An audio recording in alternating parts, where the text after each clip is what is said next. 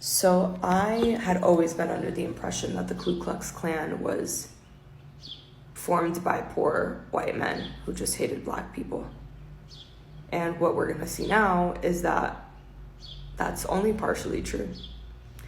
The Southern white oligarchy used its economic power to organize the Ku Klux Klan and other terrorist groups. It was the rich white men.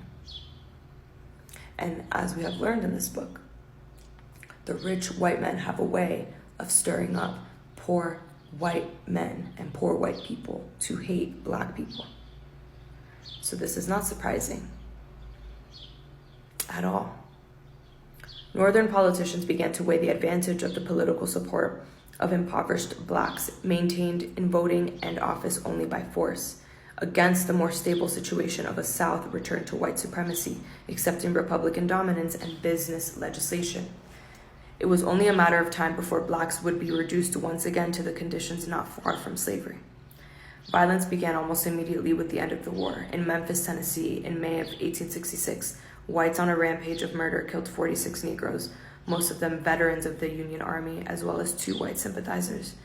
5 Negro women were 90 homes, 12 schools, and 4 churches were burned. In New Orleans, in the summer of 1866, another riot against blacks killed 35 Negroes and 3 whites. The violence mounted through the late 1860s and early 1870s as the Ku Klux Klan organized raids, lynchings, beatings, burnings.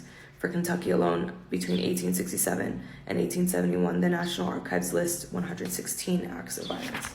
A Negro blacksmith named Charles Caldwell, born a slave, later elected to the Mississippi Senate, known as a notorious and turbulent Negro by whites, was shot at by the son of a white Mississippi judge in 1868. Caldwell fired back and killed the man.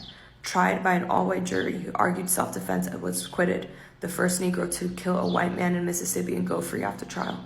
But on Christmas Day in 1875, Caldwell was shot to death by a white gang. It was a sign the old white rulers were taking back political power in Mississippi and everywhere else in the South.